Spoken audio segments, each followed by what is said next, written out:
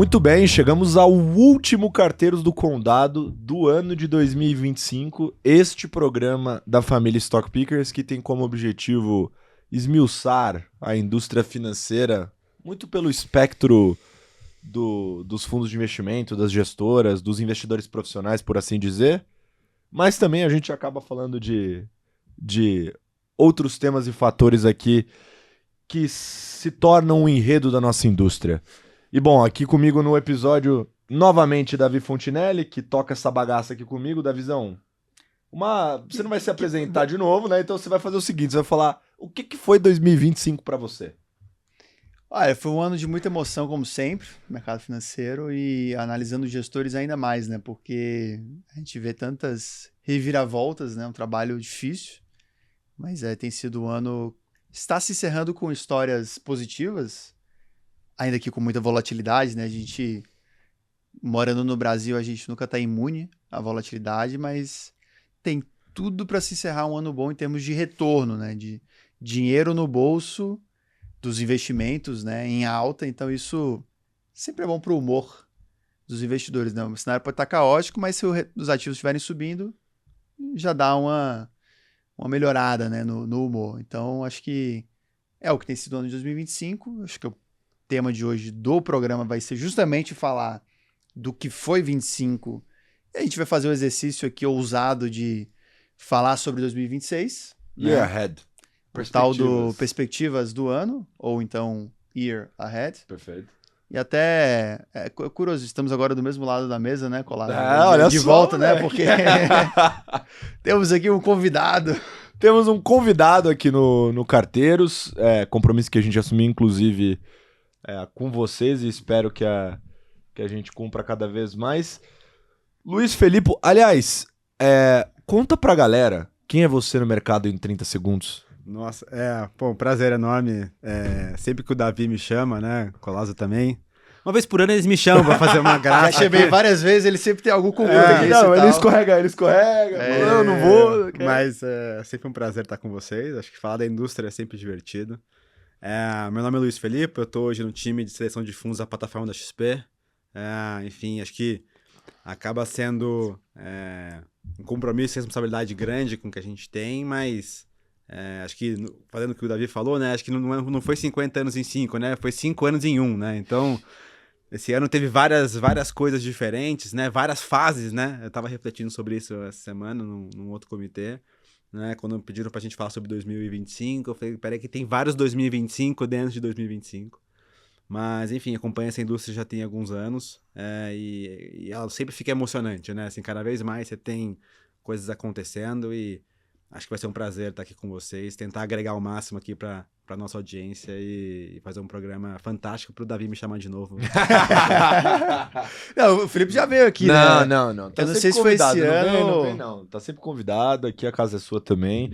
Já é figurinha carimbada aqui. Tá carimbado do já aqui no Carteiros. Só antes da gente ir pros slides, eu acho que seria legal até você falar um pouquinho mais sobre isso, que você fica ali nesse time que faz a seleção de fundos para a plataforma, né? É isso. Naturalmente é um trabalho de análise, né? Sim. E é um tema que interessa aqui muito a nossa audiência, né? O que você gosta de... O que você procura quando uma gestora chega até você, assim? O que você quer olhar na gestora, o que você quer buscar nessa gestora? É uma ótima pergunta, assim, acho que não tem muita receita de bolo, mas você vai cultivando algumas coisas ao longo do tempo, conforme você vai tendo as experiências com as gestoras, né? Eu acho que eu geralmente fatio essa discussão entre discussões de estrutura e discussões de processo, né? Acho que geralmente eu tendo a achar que toda gestora que eu conheci que é bem sucedida, ela tem processos muito bem estabelecidos e replicáveis no tempo, né? No final das contas, você compra uma cota que não existe, né? Como investidor, né? Você compra uma cota no futuro e o que garante que aquela cota... E você só olha para o passado, né? Então, você precisa estimar que o passado vai ser, de alguma forma, espelhado no futuro. E o que dá a tentativa de certo conforto nessa direção é que se o cara executou o mesmo processo no passado que ele vai executar no futuro, a tendência é que ele tenha, na média, um bom resultado, né? Então, acho que o cara desenhar bons processos de investimento, de risco, ter uma cultura de risco importante, também isso é relevante. E tem uma parte da estrutura, né? Que é uma estrutura de time, que o cara tem, que o cara não tem, comparativamente com o resto da indústria também, né? Então, pô, quantas pessoas estão no time, quantas pessoas estão em investimentos, cultura, a parte de risco, compliance, etc. Se esse time, pô, se eu juntou você, o Colas aqui para montar uma gestora, se já tem um track acompanhando, né, ao longo do caminho dessa turma. Questões de remuneração e econômicas que são cada vez mais desafiadoras na nossa indústria, né? Que é, pô, como é que esse time é remunerado? Tem times que são remunerados por sociedade, tem times que não são remunerados por sociedade, são remunerados por um acordo específico com aquela estratégia, né? Recebem pelaquela estratégia, né? Então, remuneração acaba sendo um tema importante. Gestão de risco acaba sendo um tema importante também. Enfim, tem uma série de KPIs que você vai acompanhando e tem o famoso, né? Conversar com a indústria também, né? Fazer o background check ali, conversando. Você, enfim, vai vendo um pouco quem que é as pessoas por trás do pitch bonito que muitos gestores trazem também. Mas também sempre tentando apontar o caminho, né? Assim, se não tá funcionando, como é que a gente ajuda os gestores a caminhar na direção que a gente acha que é melhor para a indústria como um todo, né? Então, a gente tem acaba que por relevância que a gente tem no mercado como o XP, né? A gente tem uma grande biblioteca de dados de todas as gestoras da indústria, né? Então, a gente sabe exatamente, pô, quantos gestores de macro tem numa gestora multimercado, quantos gestores de crédito tem numa gestora de multimercado, quantos analistas precisa para olhar crédito, quantos analistas precisa para olhar equities. Enfim, para todas as estratégias. Então, a gente consegue ajudar também os gestores a falar assim, cara, você quer montar um business de crédito? Você precisa disso. Entrega isso aqui que, pô, a probabilidade de você bater aqui na XP e ser aprovado é maior. Sem isso, vai ser um pouco mais desafiador. Então, eles têm alguns pontos aqui que a gente olha com certo grau de seriedade, mas sempre entendendo que, pô, para os gestores, aquilo é o business da vida do cara, né? Ele tá buscando fazer o melhor possível. Então, também, muitas vezes, guiá-lo na direção correta. Assim, cara, entendo, mas deixa eu te prestar uma consultoria aqui o caminho que você tem que estar indo é nessa direção aqui. Você precisa reforçar seu time de análise, você precisa trazer mais um gestor, você precisa reforçar aqui a sua parte de risco, seja contratar um sistema novo, seja trazer um gestor. Você precisa, sei lá, segregar gestor de risco, né, para não ficar embaixo do outro, que eles não podem responder um para baixo do outro, porque você tem uma série de conflitos relativos a isso. Então, enfim, também é nosso papel, acho que guiar os gestores e transformar os business deles em melhores, né? Acho que isso faz com que a plataforma também fique melhor, porque eu tenho gestores na plataforma que estão cada vez mais se desenvolvendo. Mas eu acho que, de forma geral, dá pra gente entrar em mais detalhes de cada um desses temas, mas para não me alongar, eu acho que esse é um pouco do kit, do que a gente faz, como a gente faz e por que a gente faz. Muito bem, ficou bem claro. Eu acho que a gente vai aproveitar vários desses pontos aí, até também dessa experiência de estar nessa cozinha de seleção de gestores neste ano desafiador, que foi o ano de 2025, que ainda não acabou, por sinal, né? Estamos não dá pra declarar da hora. Vitória, não dá. Cantar a vitória. Mas jamais. Vamos, Davi Fontinelli, aqui pro nosso recap do ano. Então, começando aqui do primeiro slide, a gente vai debatendo aqui nós três. Porque aqui estamos em casa, né? Aqui é entrosamento mais elevado.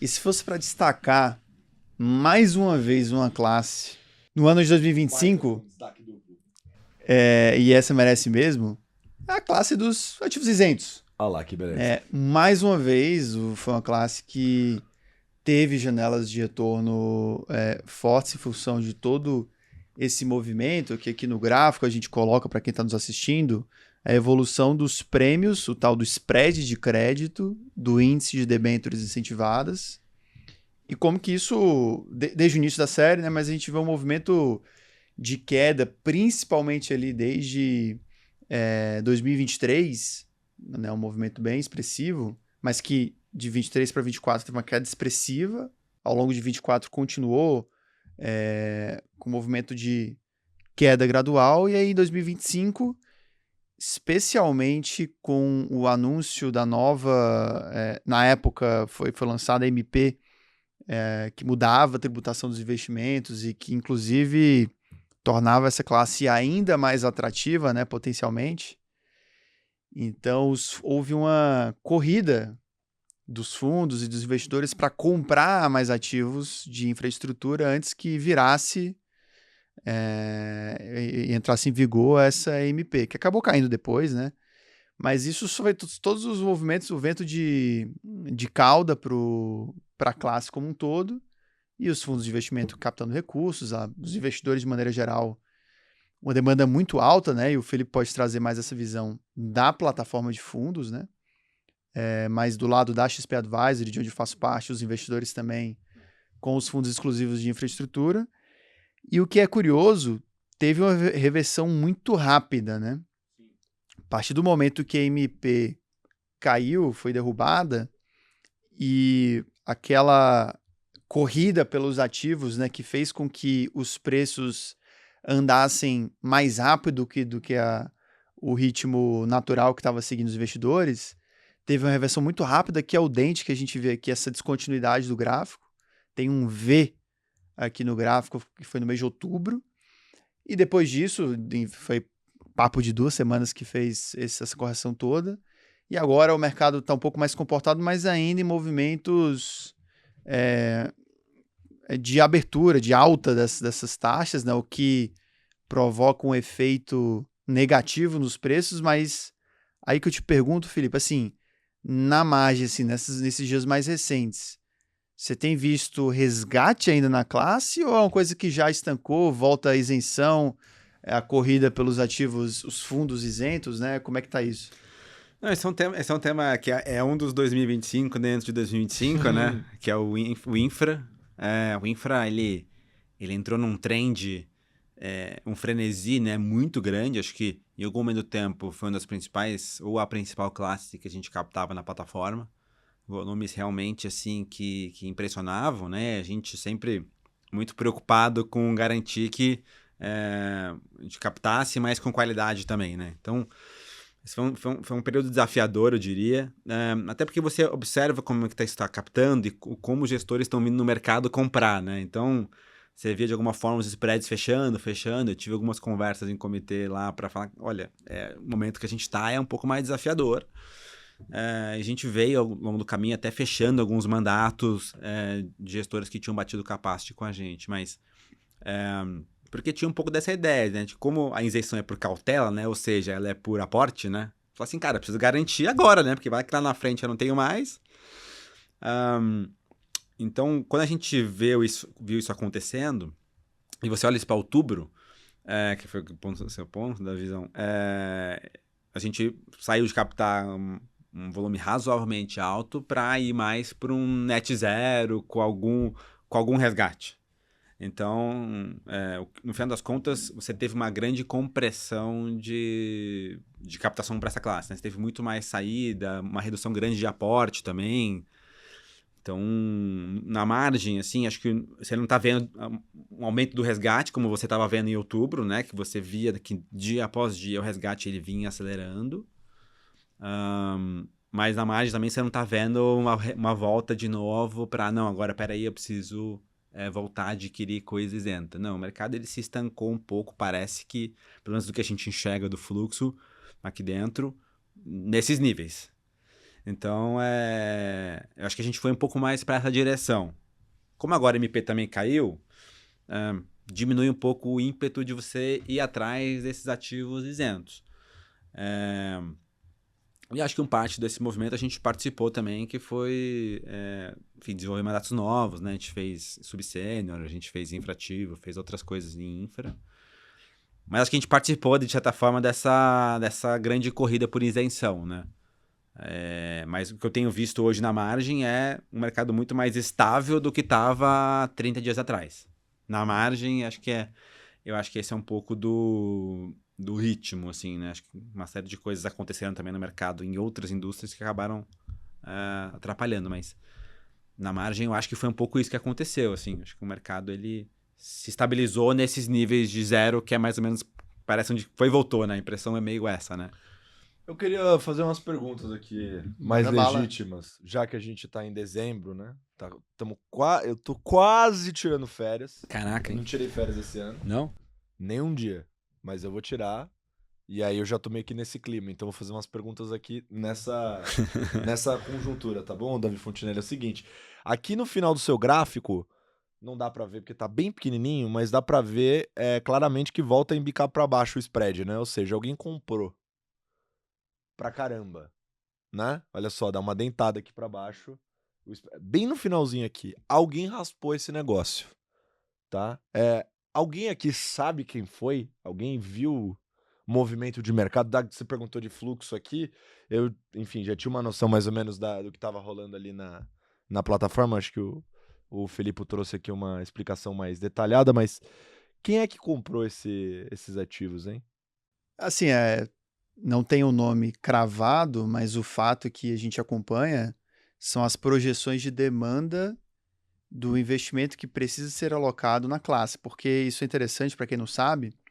Os fundos isentos, quando eles nascem, existe um critério regulatório que ele precisa ter pelo menos 85% dos ativos em infraestrutura, mas assim, ele tem até 2 anos para ter esses 85%. Então tem uma escadinha lá de prazos de 6 meses, depois de 6 meses a 2 anos.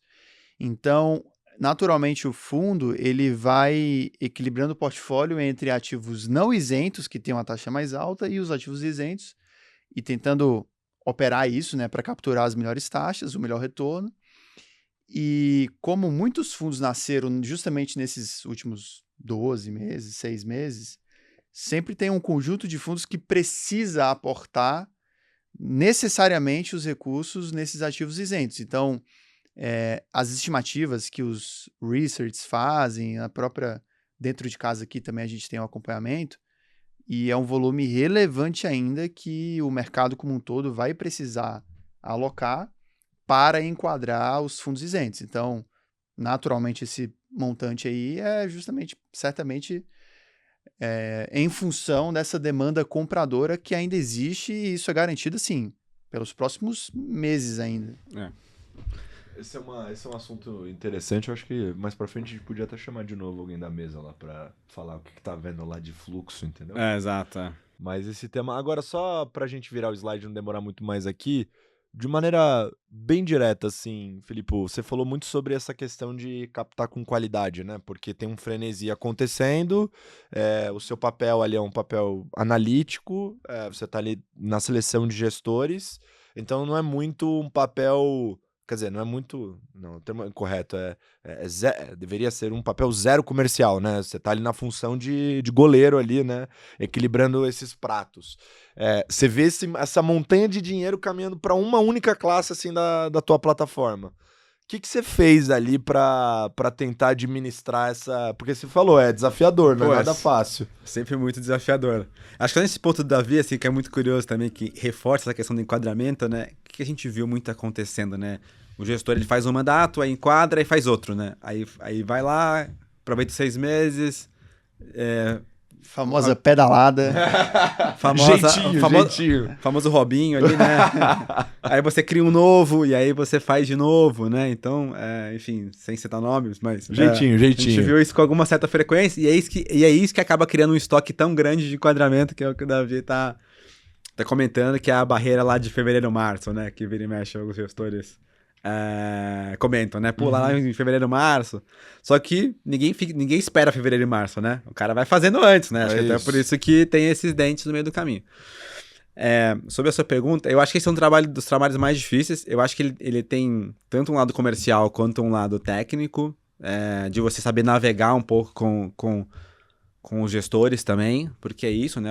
É o business do cara também, então você tem que entender isso do outro lado também. O que a gente faz tipicamente, né? A gente hoje olha a plataforma, de certa forma, de uma forma muito ampla de entender o quanto a gente topa de tamanho de risco, vamos colocar assim, de volume alocado por estratégia e por gestora, vamos colocar assim. Então a gente vai calibrando, de certa forma, que é o quê? Quando você pensa no business da plataforma, o que ele é? Eu tenho dinheiro que está entrando, né? Como se tivesse dinheiro, um cano que jorra a água para dentro, né? E aí, o que eu preciso fazer? Preciso ter vários copinhos de certa forma, que conforme a água continue caindo, eu esteja sempre diversificando em copinhos diferentes. Claro que eu tenho que ter copinhos que sejam... não pode estar furado, não pode, né, enfim, tá trincado, tem que ter bons copinhos. Mas o nosso trabalho, muitas vezes, é garantir que a água tá caindo e eu tô diversificando entre vários copinhos. De tal forma que eu não sou... eu acabo não ficando com copinho até o talo, né? Perfeito. Eu fico na meiuca, igual o meu tá aqui, se alguém consegue ver no vídeo, eu vou estar na meiuca.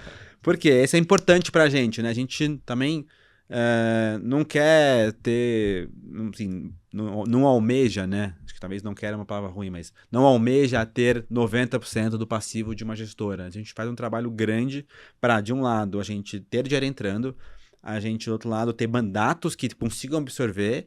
E se eu vejo que eu preciso de mais mandatos, eu vou atrás de outros mandatos. Então, eu falo com o time lá, nosso, de parcerias, etc., para falar assim, olha, cara, eu tô precisando absorver uma demanda que é de X por mês, por exemplo, que é o que a gente monitora vira e mexe.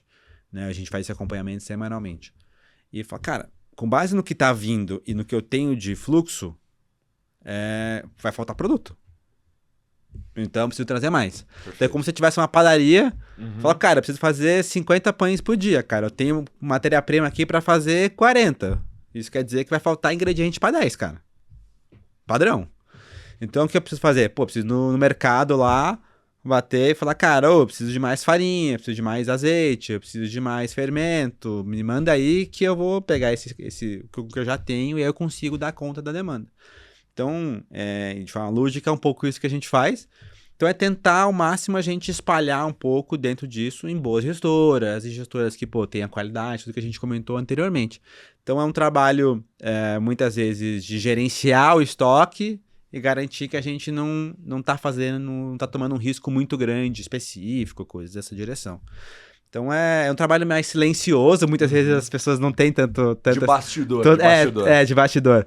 É um pouco mais ali pra, né, as pessoas às vezes veem a plataforma como um grande, né, um black box, vamos colocar assim, mas na verdade o que a gente tá fazendo é olhando o mercado, vendo que as coisas estão acontecendo e buscando gerenciar esse transatlântico hoje, que se tornou uma plataforma de fundos, né. Mas é isso, assim, em essência, respondendo assim pragmaticamente, é você diversificar o seu passivo entre várias gestoras, criar regras específicas. O que eu tento fazer com gestores é ser bastante claro e, cara, combinado não sai caro. Sempre que a gente tem nessa frase, cara, combinamos, fechado, então vamos seguir essa regra. E os últimos 2 anos que eu tô no XP, a gente tem seguido isso e acho que tem feito muita diferença pra gente passar, principalmente por um ano como esse, sofrendo muito menos do que a gente imaginava no passado. Então, Perfeito. é um pouco isso, assim. Acho que eu me alonguei, mas... Não, bem claro. Eu espero ter ajudado. Não, é legal ouvir essas explanações. Eu te falei, né? Esse tema pra audiência é mega interessante escutar como é que você faz esse trabalho. Vamos pro próximo? Ou você queria falar mais uma coisa de spread? Não, né? Não, e com isso a gente perfeito. encerra o capítulo de créditos, vamos falar de Tchau, coisas crédito, mais obrigado. voláteis. Um dos episódios de 2025, dentro de 2025. Eu acho que esse Em foi 2026 continuaremos falando a respeito com dos certeza. ativos isentos, né, principalmente. Agora, falando dos multimercados, foi o ano, como eu tinha antecipado, de muita emoção, muita volatilidade. Até porque, olhando aqui para o nosso gráfico, o que foi a historinha de 2025? Até para quem não está vendo a tela aqui, a gente coloca o índice IHFA, que é o índice de multimercados da Ambima, como é que foi o retorno do ano. A gente vê que até março o índice estava rendendo ali abaixo do CDI. Né? Não estava sendo um ano bom para os multimercados no primeiro TRI. Um ano que, vindo já de 2 anos, que 23 não foi bom, 24 também não, e aí o primeiro TRI estava rateando de novo. E aí veio abril, como a gente falou na época, né, o melhor mês da história dos multimercados, e de fato tive essa alta mais expressiva no gráfico, né, que foi justamente toda aquela reversão de mercado com o Liberation Day, o anúncio das tarifas do Trump, aquela coisa agressiva, tendência de dólar fraco, bolsas no primeiro momento caíram, depois voltaram a subir, emergente subindo, enfim. Todo esse movimento os multimercados capturaram bem naquele mês, em abril. E na sequência, a maior parte dos meses também foi positiva, né? Então, maio, junho foram meses positivos. Aí, julho aqui no Brasil, toda aquela confusão de Magnitsky, o político local estressando, né? Os sustos que a gente vê de tempos em tempos. Então, foi um mês de queda. E aí, depois, agosto, setembro, meses positivos. Até chegar agora no mês de dezembro e ter a sexta-feira do dia 5 de dezembro. Sei que o nosso programa aqui, a gente sempre faz um programa mensal, mas já dá para falar do evento que foi o anúncio da pré-candidatura do Flávio Bolsonaro. Inclusive, o Cola tem insiders aqui. Aqui ele pode no compartilhar. âmbito político vou ter que vai soltar. Exatamente. É o nosso radar político da XP. Mas acho que até só para um exemplo aqui do que foi a magnitude do evento de sexta-feira, dia 5 de dezembro, até puxei ao longo dos últimos 20 anos, tá, as curvas de juros do Brasil. Os títulos pré-fixados e atrelados à inflação. Quando a gente olha ali os títulos pré-fixados de 2 e 3 anos, que é o que geralmente os gestores operam ali nas carteiras, foram os piores dias, tá ali nos top 20 piores dias dos últimos 20 anos. Caramba. As piores quedas, né, digamos assim. E para a Bolsa, aí vai ter lá no topo Joesley Day, crise de 2008, Covid, mais alguns dias lá, 2013, quando o Fed puxou o juro. Caminhoneiros, né, deve ter alguma coisa. tapering. Acho que Caminhoneiros devia ter alguma coisa, e tava lá, dia 5 de dezembro de 2025. Então realmente foi um choque no pré muito forte. A Bolsa também queda de menos 4 e pouco, né, no dia. 4,5. Embora, curioso, né, a Bolsa caiu 4 e pouco num dia e já tá no campo... Ela devolveu positivo. a alta de dezembro, né? porque o mês começou muito forte, Começou né? forte de novo. Ela devolveu parte da alta e agora tá Isso, recuperando. ainda tá recuperando. Então, o trend muito positivo. Os títulos públicos pré-fixados, acho que teve um choque maior. Mas essa é a dinâmica mais volátil que a gente tem visto para os multimercados, principalmente os fundos de estratégia macro, tá? Porque os fundos long short, que é outra classe importante lá na XP Advisory, a gente tem um investimento relevante, eles têm ido bem. O final do ano muito forte. Fonte de alfa importante, né? E até caíram na sexta-feira também, mas perspectiva acho que a gente vê com bons olhos. Agora, para os fundos macro, acho que o mês de dezembro é só uma palhinha do que a gente vai ver de maneira mais intensa ao longo do próximo ano, já falando agora de 26? perspectivas, que é ano eleitoral, né? Um ano eleitoral, então eu acho que teremos muitas emoções, né? O que vocês têm escutado aí dos gestores? Cara, eu acho que primeiro, se continuar nessa tendência, né? O Felipe falou aqui, você também, né? 5 anos em 1, né? A gente tá ficando mais velho 5 anos em 1 também. Exato. Então, daqui a pouco vai dar 2 anos, o Davi vai estar vindo aqui de barba branca em 2 anos. Vamos tá rodando sem óleo aqui, porque tá brabo o negócio. Mas assim, voltando pro tema, né? Eu acabei de fazer um roadshow lá no Rio, a gente visitou, sei lá, mais de 20 assets na semana, os principais nomes aí da indústria. Vale fazer um comentário, né?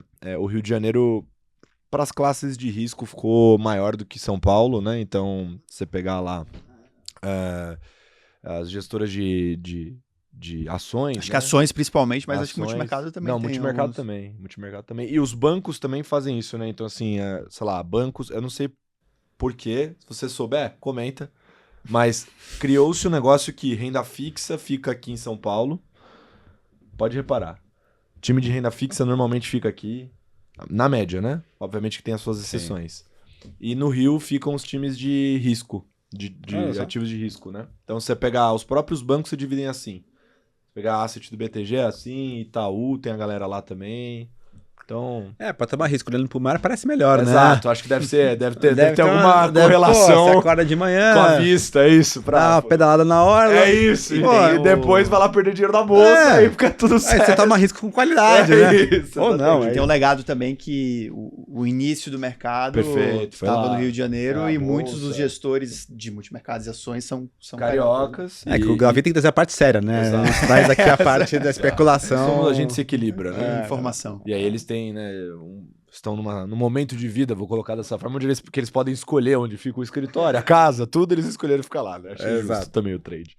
Mas, assim, o que a gente percebeu nessas conversas é que existe algum nível de dispersão. Então, a última vez que eu fiz uma agenda parecida dessa no Rio, eu fiz várias no ano, né? Mas com essa nuance de mercado mais profundo, junto com o nosso time da tesouraria, foi no final do ano passado, bem quando veio o evento da isenção, né?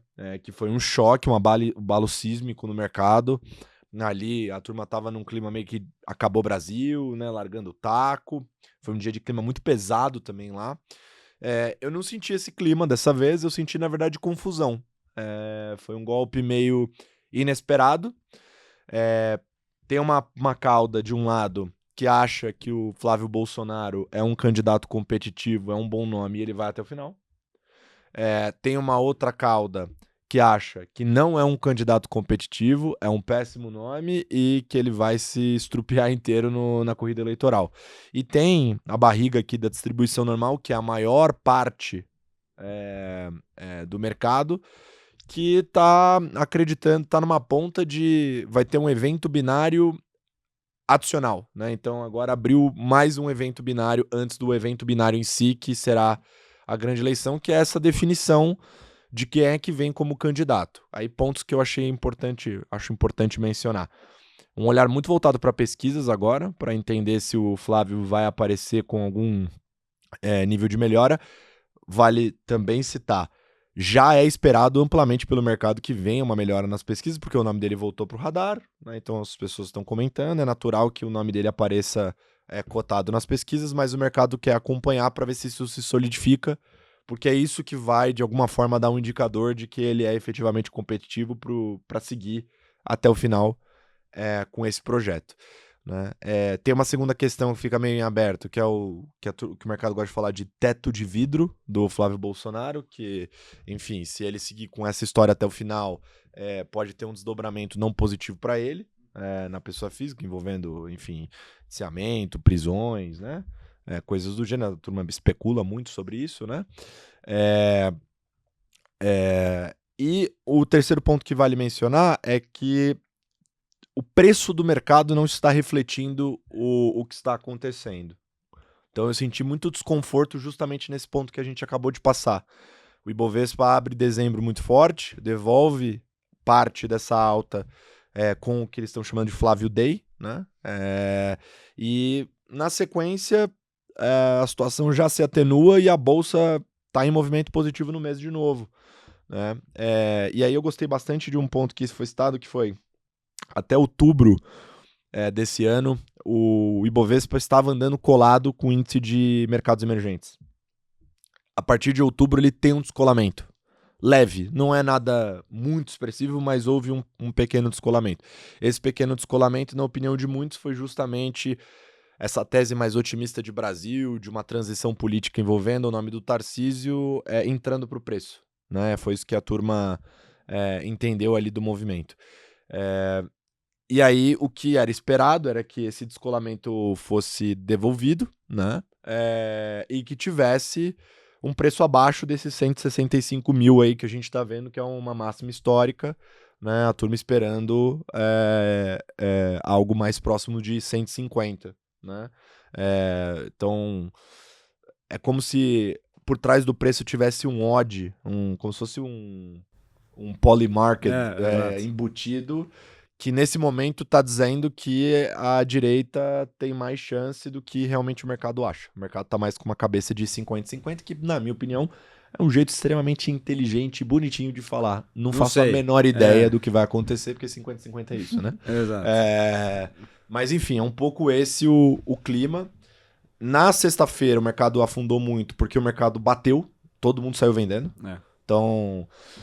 É engraçado isso nos gestores de hedge fund, né, de multimercado, porque você tá lá no dia a dia vendo a cota, para eles é muito importante, porque o mercado tá muito pressionado, muito resgate, ninguém tá, né, tá se sentindo muito confortável para errar aqui, né, tem que tomar decisões rápidas. Assim que o mercado abriu a vela para baixo, a turma saiu vendendo tudo que podia para proteger o portfólio, muitas casas fizeram isso, e quem conseguiu ser rápido o suficiente antes da vol encarecer, comprou put. Teve bastante compra de put também, put spread para proteger os Aproveitar. portfólios, até com vencimentos mais longos, tá? Não só olhando para janelas mais curtas. Então acho que assim, resumo da ópera é isso. Aí, muita gente netando o portfólio, alguma coisa de posição tomada, mas eu acho que deve ser hedge também. Tem gente que realmente tá no bear case, igual eu falei, aí tá tomando juro mesmo porque acho que vai abrir. Porque esse juro teve uma abertura no nominal que para eles foi pequena. Né? Deveria ser maior, dado que a política monetária também mudou de ambiente. Sim, que tem essa discussão também, né? Vou ficar falando demais também. Própria implícita, né? Também Exato, né? Exatamente. Agora, o consenso é NTNB. Consenso. De gestores de ações para multimercado, todo mundo consensualiza que a NTNB é o melhor ativo do Brasil. Né? Por quê? Porque as elétricas subiram muito esse ano. Né? Então você tem, sei lá, uma Eletrobras que dobrou. Né? Então o setor não tem mais tanto prêmio contra a NTNB quanto teve no começo do ano. A gente vai falar mais disso lá, vai mostrar os retornos dos fundos. Parte deles é explicado por conta desse movimento. Você pegar o setor financeiro, que é outro setor relevante pra caramba pra bolsa e pros fundos também. É um setor que também subiu muito. Né? Teve banco aí quase dobrando, né? Sei lá, BTG subiu muito, Itaú, etc. Então você não tem mais a mesma condição de assimetria de mercado que você tinha no passado. Então eu tenho uma impressão que a turma está aproveitando para fazer um caixa.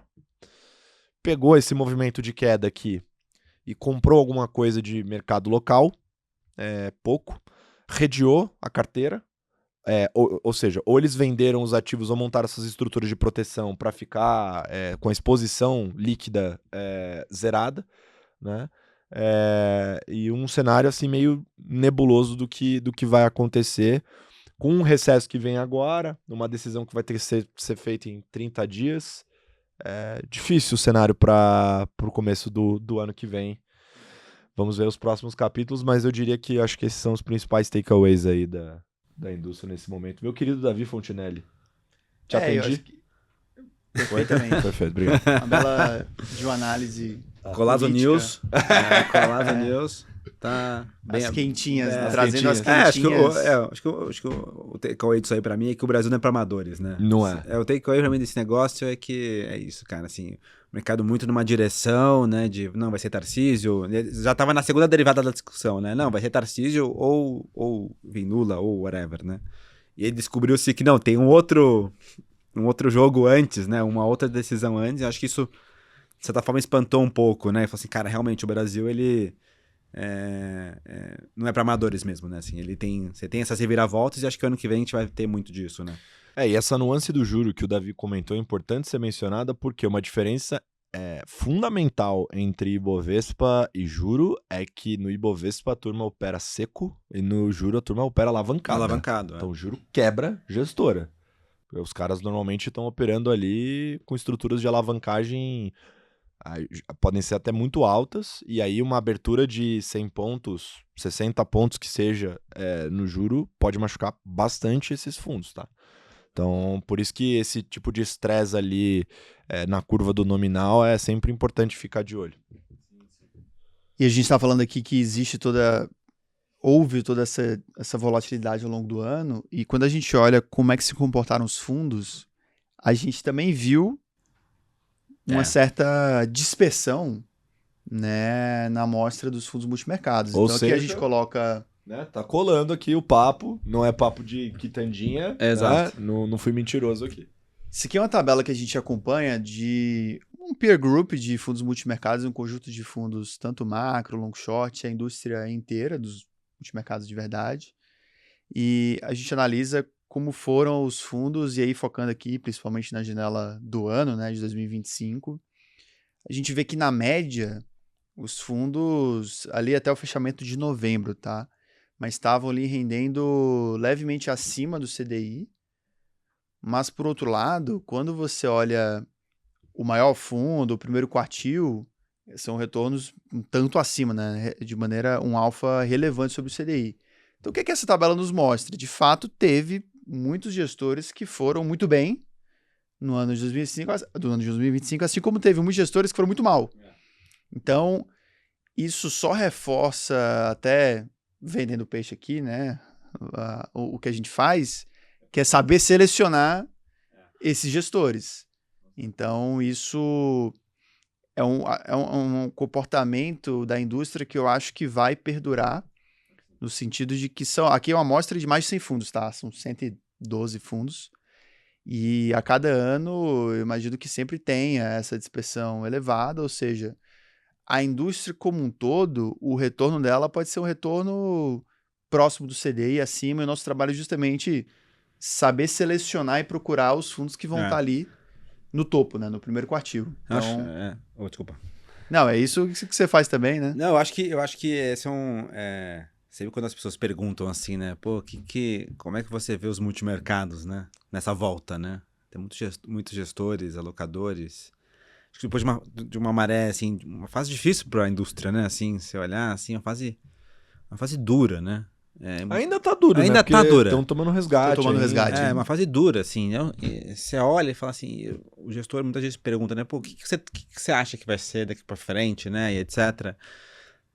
E eu acho que o que eu sempre comento, e o que a gente olha também em termos de dados, é a expressão dessa tabela, assim, né? O multimercado, por construção, ele é um business não direcional, né? Ele tenta buscar capturar alfa em diferentes mercados, né?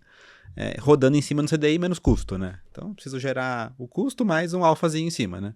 Na prática, esse é um multimercado.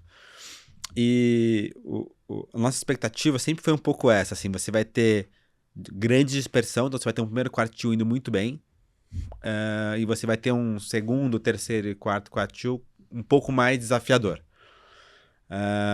Acho que, tentando explicar um pouco por que isso na minha cabeça faz sentido, que depois dessa fase muito ruim que a gente vive, né, acho que ela trouxe dois componentes desafiadores.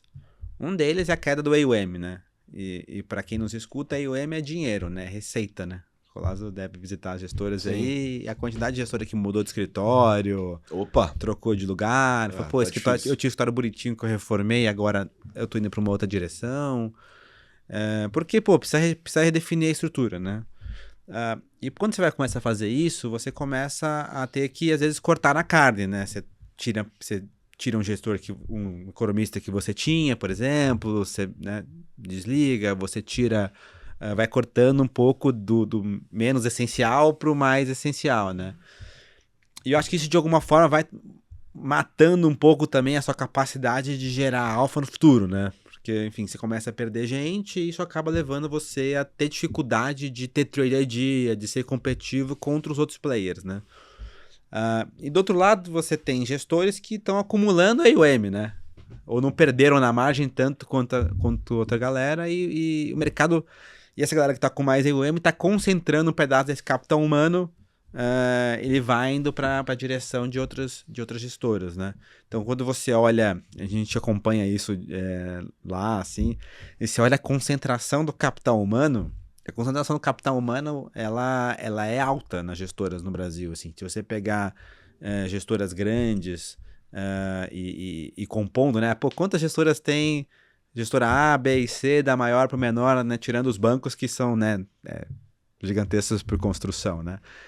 A concentração de capital humano, ela é, assim, gigantesca. Assim, 40% em poucas gestoras. Então, isso nos leva a crer que está rolando realmente uma concentração de capital humano em quem tem receita para pagar, né? E isso acaba deixando esse mercado um pouco mais arisco, né? Porque você tem um pouco mais de dispersão de retorno por ter também dispersão, muitas vezes, de capital humano, né? Nem sempre mais capital humano é mais retorno, né? Já vimos algumas vezes isso acontecer, mas ajuda. Acho que esse é um componente que ajuda a entender um pouco por que isso está acontecendo e por que a gente acha que essa direção faz sentido ser assim. A segunda que eu sempre me pego pensando é na tal da marca d'água, né?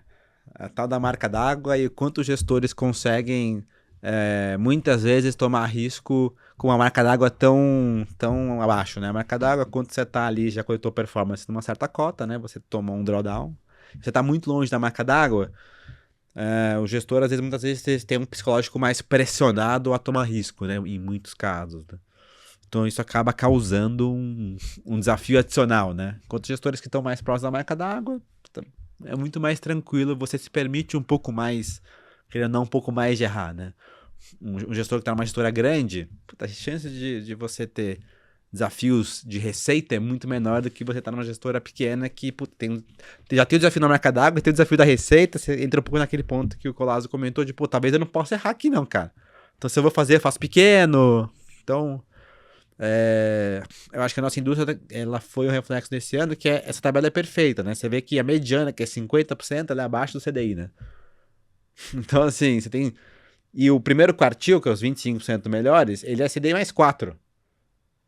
Então, assim, é uma dispersão de retorno, que você tem uma galera indo bem pra caramba, e você tem uma galera, assim, uma massa grande que não tá batendo o CDI. E se a média, e como a média é maior que a mediana, né? Porque tem uns outliers lá em cima. Então, provavelmente uns 2/3 não estão dando CDI ou CDI quase que careca, né? Então, realmente, você tem uma pequena fatia mesmo da indústria, assim, que realmente está gerando retornos fantásticos, né? O 90% tá dando CDI mais 8, né? Assim, cara, assim, é muito... então, você tem uma galera realmente indo muito bem, uma galera indo muito mal, e você está concentrando capital humano nisso, né? E alfa, né? Então, eu acho que é um pouco do extrato do que a gente enxerga da retomada também, né? Porque vai concentrar provavelmente o capital e quem está indo bem, né? Da visão quando for fazer lá os screenings dele também, outros alocadores, etc. Né, vai acabar indo muitas vezes para quem está se recuperando, quem está com marca d'água. Tá claro que tem outras questões qualitativas que a gente sempre discute, né? A gente que está olhando os fundos. Mas acho que esses vão ser pontos importantes, né? Quem que vai conseguir tomar risco com qualidade daqui para frente para poder gerar performance do futuro, né? Então eu acho que essa tabela ela é um expresso claro do que é a volta dos multimercados E é uma tempestade perfeita em cima disso, porque como na indústria nos últimos anos a gente só viu resgate, boa parte do passivo dos gestores é um estoque mais antigo. Então, para voltar para essa linha d'água que você comentou, é um desafio razoável. Enorme. Não só para os gestores multimercado, tá? Vale mencionar também as gestoras de ações, mesma coisa. que sofrem com isso também. Mesmo depois de um ano fantástico como esse, tem muita gente aí que não vai colher performance como você bate o olho seco e fala, puta, não, esse cara aqui vai colher performance esse ano, não é bem assim. Exato. Então, esse ponto que você levantou é interessante, o custo de oportunidade subiu. E tem uma questão que fundo é um veículo, é um produto financeiro, chama como você quiser, mas por trás tem uma empresa, que é uma gestora. E empresas existem por conta de clientes. Precisa de cliente. E aí, esse cliente estava no inverno, que é o inverno do juros baixo, vamos colocar assim, né? O juro tava 2, e aí no inverno todo mundo quer tomar uma sopinha pimenta, todo mundo quer comer um lamen, né? O Lavizão vai lá, comer um lamen e tal, quero comer um lamen aqui. Se puder com pimenta pimentinha, exatamente, pimentinha, tal, não sei o quê. De repente, vem um verão absurdo, e agora, meu amigo, se você vende sopa com pimenta caiena, você vai quebrar, porque o seu cliente não tolera essa pimenta no calor. Ele passa mal. Então, ele agora quer que você venda sorvete. Ele quer que você venda sorvete. Mas aí você não tem nada de sorvete. Você tem macarrão, você tem lá legumes, tem o caldo, tem a pimenta. Como é que você vai transformar isso num sorvete, né? Tem gente que tentou, abriu uma marca de sorveteria ali no meio, né? Abriu uma parte de crédito. Com toque de pimenta lá, né? Sorvete exato. Com toque de pimenta. O sorvete com toque de pimenta, tentou dar um jeito lá, né? Se ajusta do jeito que dá ali. Então, vou tentar tirar a pimenta aqui, vou fazer só a sopa, mas ainda vai ser quente, mas pelo menos é um pouquinho menos. E é um pouco desse negócio sobre tomar risco que você comentou, né? Fica difícil, ele fica na parede ali nesse tema. Você fica muito mais pressionado, né? Porque se ele continua tomando resgate nesse fluxo que tá, o negócio dele deixa de existir. É uma discussão. Esse é um negócio qualitativo que às vezes é desafiador, assim, você falar assim, cara, eu preciso gerar PNL, porque todo dia eu acordo devendo, né? Eu acordo devendo administração, pelo menos. Não, e tem um ponto nisso aí que vale ser mencionado, que é o seguinte, meu amigo, você não está concorrendo contra o CDI, você está concorrendo contra o IPCA mais 7 isento. Exato. Como é que você bate IPCA mais 7 sem vol? Exato. Explica pra mim, Davi Fontinelli. É muito difícil. Mas alguns dos fundos aqui que a gente vai falar, né? Acho que Eles conseguiram nessa janela Vamos do falar ano. deles, então? Falar de coisa boa, né? Diante dessa temática gastronômica, a gente trouxe aqui os Os fundos, melhores pratos. os fundos mais apimentados. É isso. Os melhores pratos de 2025. Que no ano em que a gente está comentando aqui, né, a média da indústria rendeu próximo do CDI, mas teve vários exemplos de fundos que foram muito bem. Então a gente resolveu trazer aqui daqueles que têm conteúdos públicos, né, a respeito de suas carteiras e suas performances, mas a gente trouxe aqui os fundos que têm ido melhor ao longo de 2025, né, a começar pela Vinland, que inclusive já tínhamos falado a respeito da Vinland e dos demais aqui, pro Jonatas, pra todo no mundo. programa de alguns meses atrás, mas o Vinland Macro Plus é a versão de mais risco da Vinland, tem uma volatilidade em 12 meses de 6,91, como a gente coloca na tabela aqui, e no ano ele tem rendido 26,39, uma janela muito forte, até com CDI de 13,43, recuperando uma janela foi ruim, né? Não só para a Vinland, como para maiores gestores, de 23 e 24. Né? Então, depois desse inverno, né? Como o Colas comentou, é um período de recuperação. E no caso da Vinland de 2025, eles colocam a atribuição de performance no material mensal do fundo deles. Eles tiveram uma atribuição relevante em juros, como era de se esperar. Né? O mercado que, junto com juros locais e globais, é o que mais contribui. Mas principalmente juros globais. Que eu acho que é outra... É comum você escutar os comentários do tipo, o gestor não consegue ganhar dinheiro fora do Brasil, etc. Eu acho que para alguns gestores sim, para outros não. Você precisa ser cético, né? Tem quem faça bem, tá aí. É um exemplo de um ano em que ele soube ganhar dinheiro não só com o Brasil, mas também lá fora, né? Um dinheiro relevante. Mas além disso, a parte de ações locais, né? Com toda essa alta da bolsa, eles conseguiram capturar esses ganhos. E hoje eles têm posições que eu acho que reflete também muito posicionamento de outros gestores também, mas um grande aplicado, ou seja, apostando na queda de juros no Brasil e também no mundo, né? Então, em algumas economias da América Latina, na Europa Central, né? Uma coisa que eles têm um gestor lá para operar no leste europeu e outras economias emergentes. E, além disso, operações de valor relativo em ações. Então, assim, é um portfólio que eu acho que é de se esperar que seja focado em juros. E olhando para frente, dinâmica de 26, eu diria que não só a Vinland, mas muitos gestores têm ainda perseguido apostas em quedas de juros, né, tentando capturar alguma assimetria, né, que eles têm visto em função da comunicação dos bancos centrais, de que momento do ciclo de política monetária cada país está, e com esse escopo global, né, não só no Brasil, mas pode ser no México, pode ser no Chile, pode ser no Canadá, Europa. São exemplos, né, de trades aqui que os gestores têm olhado. Eu acho que só um comentário na parte qualitativa que o próprio Felipe falou que é bem importante. Eles também que na ponta contrária dessa história toda da indústria que a gente acabou de comentar, porque eles abriram a loja de sorvete antes e captaram muito dinheiro nos fundos de crédito. Hoje a gestora deve estar com uns... um abraço pro Jean-Pierre. A turma deve estar, sei lá, com uns 15 mais bi, 10 bi, né? 15 bi a gestora toda, 10 bi é só crédito. Então, realmente é uma franquia que deu super certo e vem dando super certo lá, um trabalho muito bacana lá do time do JP. Abraço para ele de novo. Na parte de juros, você comentou, né? Além do James e do Monfort, eles trouxeram especialistas também para olhar para esses outros mercados que você acabou de comentar. Né? E na célula de ações, trouxeram o Rodrigo e o time lá, que era do Safra, para compor os produtos de ações, né? Então, enfim, ele está investindo lá nessa brincadeira aqui das lojinhas que eu falei, diversificando, compondo o time no momento que o mercado está encolhendo, né? Tá com dificuldade, como o Felipe comentou, eles estão investindo nessa parte qualha ali, olhando para próximos ciclos. Boa. E aí, na sequência, um outro gestor que está indo muito bem em 2025 é a Ace Capital. Ace que no fundo mais volátil da casa, que se chama W, tem uma volatilidade de 12 meses de 6,21. É W porque são 2 vezes de vol. Double vol. Double vol.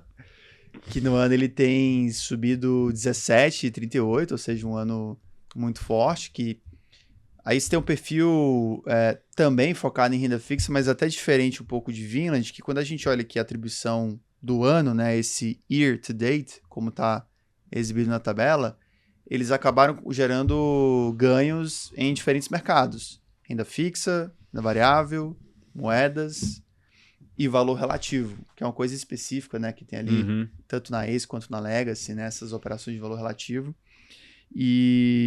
Ou seja, são ganhos mais diversificados nesses diferentes mercados, que inclusive a parte de valor relativo é o que mais trouxe ganho, seguido pela renda variável. Então é um perfil, até pela concepção da casa, eles têm várias mesas especialistas, né? Então cada mercado tem gestores especialistas para operar no respectivo mercado, com mandado definido, e esse ano eles conseguiram navegar bem. Eles que...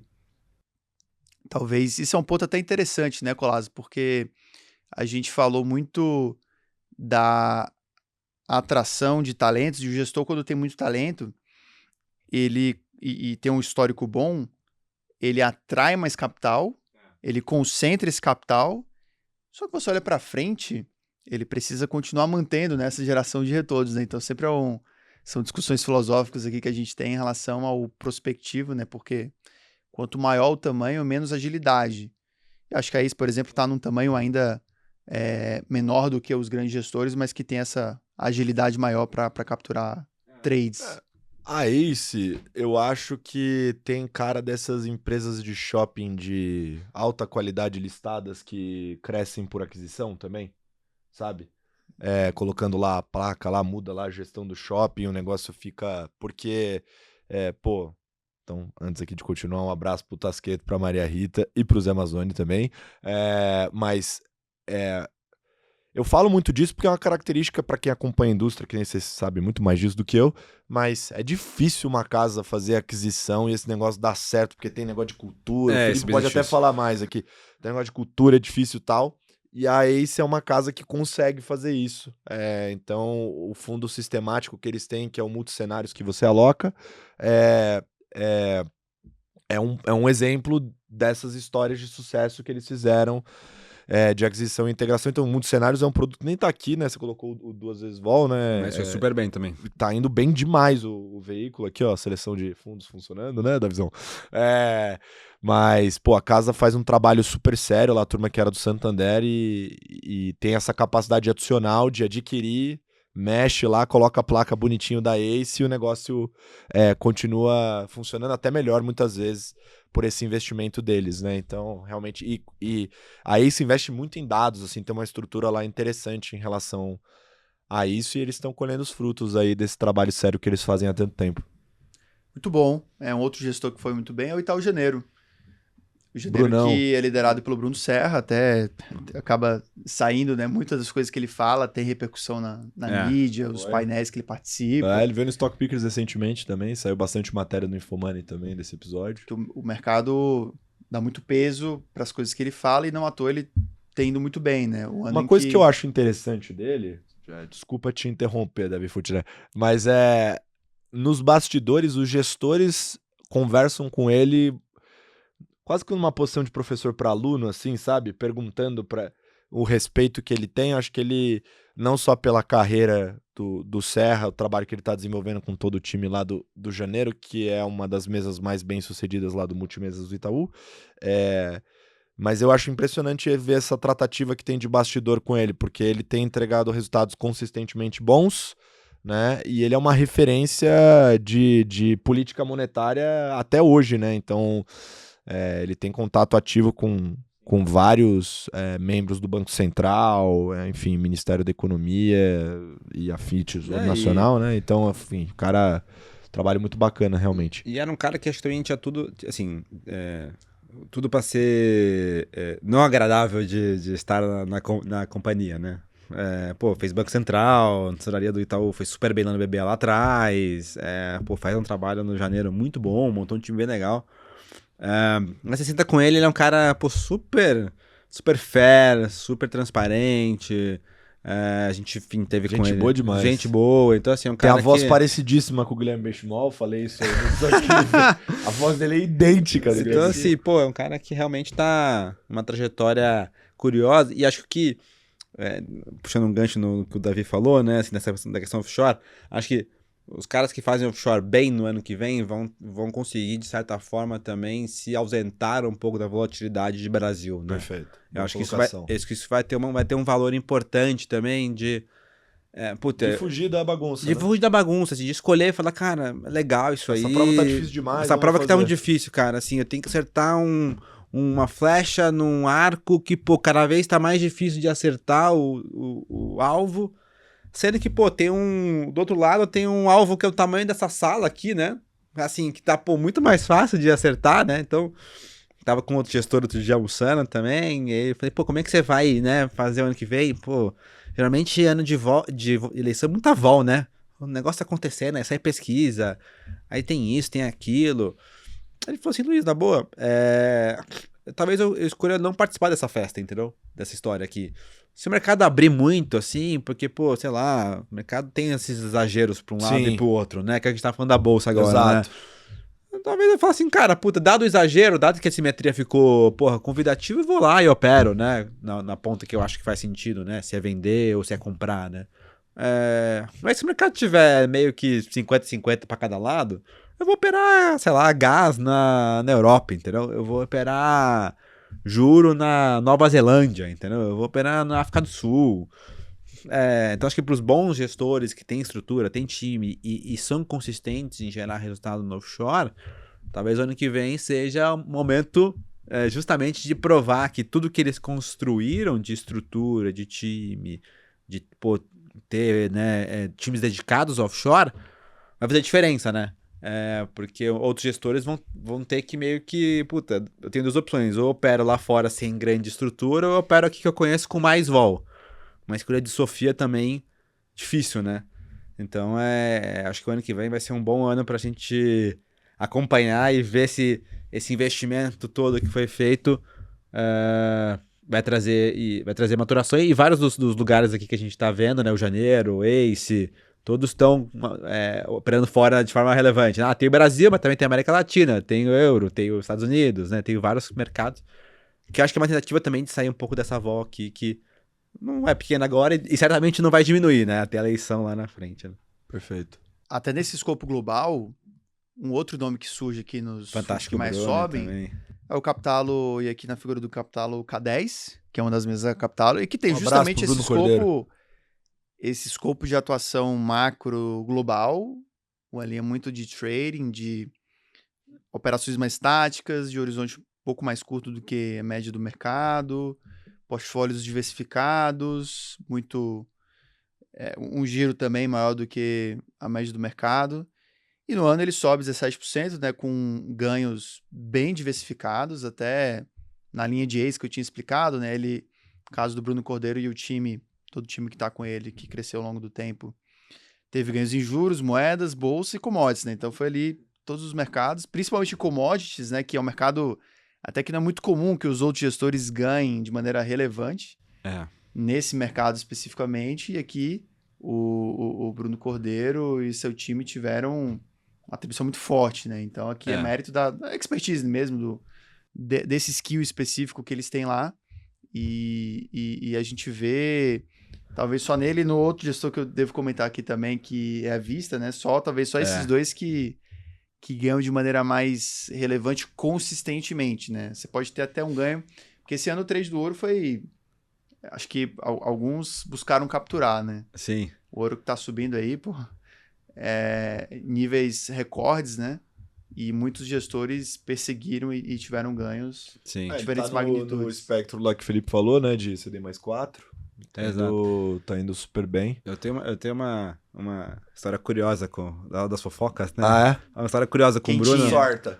Não, assim, a gente tava falando do Davi, né, com uma qualidade de sessão de fundos ímpar, né? Que isso, absurdo. Absurda, né? Eu vou falar da minha não capacidade de selecionar fundos, né? E às vezes quando eu tenho uma dor de corno, o Bruno sabe disso, porque eu já falei pra ele, já falei pro Carlão lá na Capital, já falei pro João, já pra todo mundo.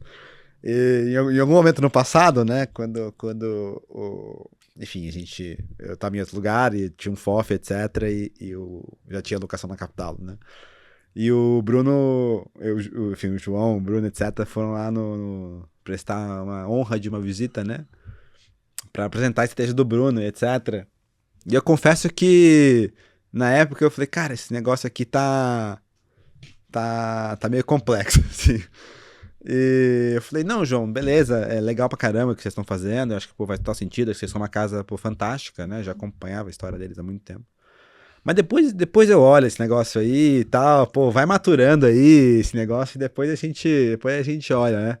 Fato é que depois a gente olha, o cara deu, sei lá, cara, 170 do CDI, cara. O depois a gente olha. O depois a gente olha virou, cara, dos maiores desafortunados, assim. Que assim, ele outperformou tudo que eu tinha e mais um pouco.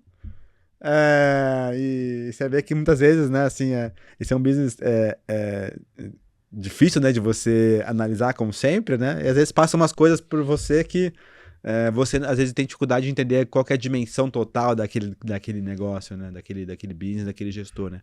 E eu já tive várias vezes depois disso com o Bruno, e falo isso pra ele, falo, cara, realmente, assim, passou o cavalo selado e, porra, não subi no cavalo selado, mas acho que ele faz um trabalho, pô, fantástico, muito diferente do que a indústria faz, de outro jeito, um perfil completamente diferente da própria Capital também.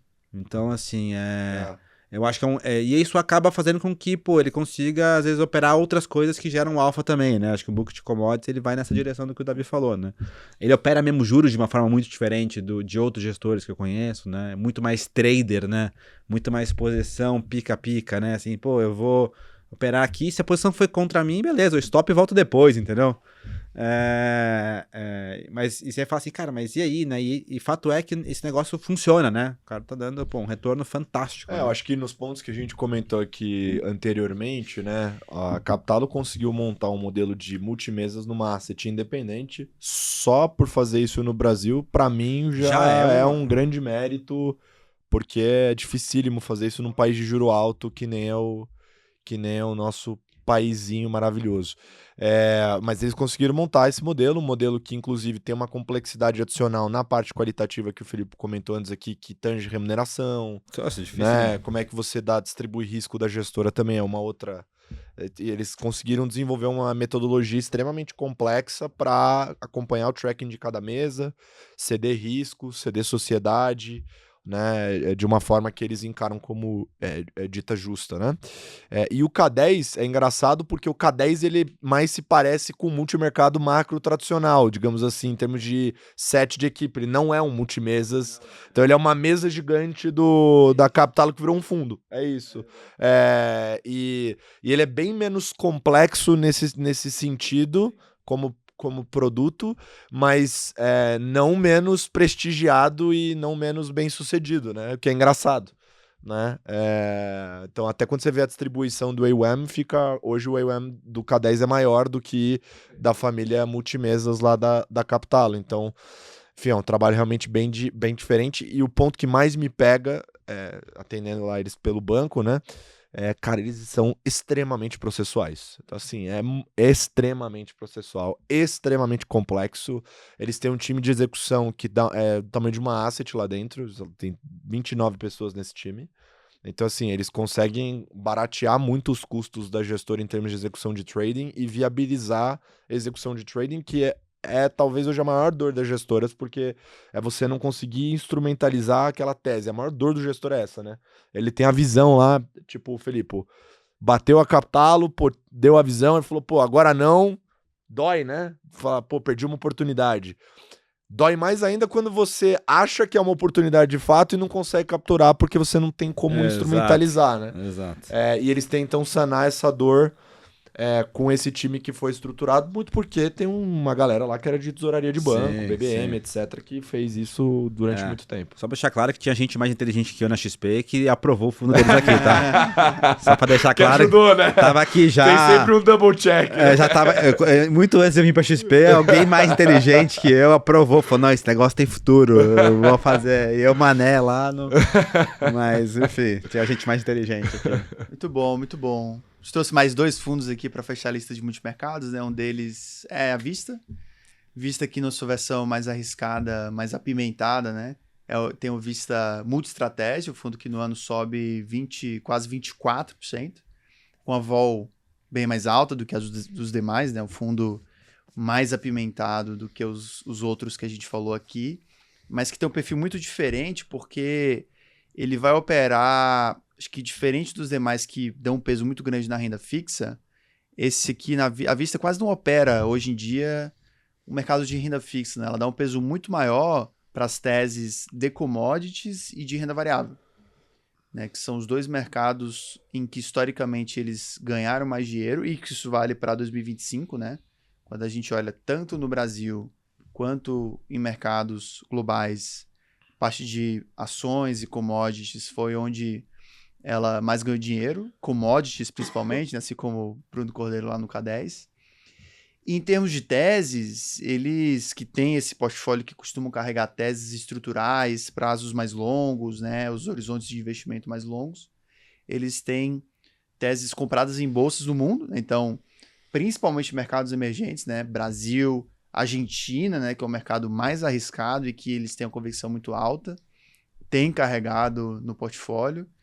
O índice de mercados emergentes também, com uma proteção parcial no S&P, né? Venda de S&P, não que eles achem que o S&P vai cair, mas é muito mais o valor relativo hedge, né? entre emergentes e Estados Unidos.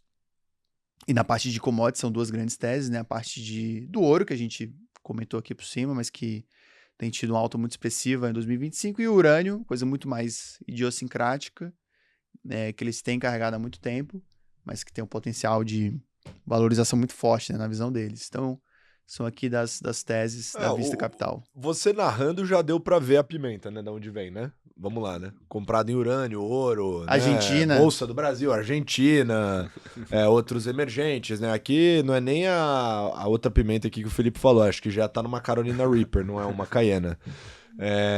Nesse mandato, eles têm um mandato que mais se parece com os outros fundos da indústria, vou colocar desse jeito, que é o hedge, né? O Vista Hedge.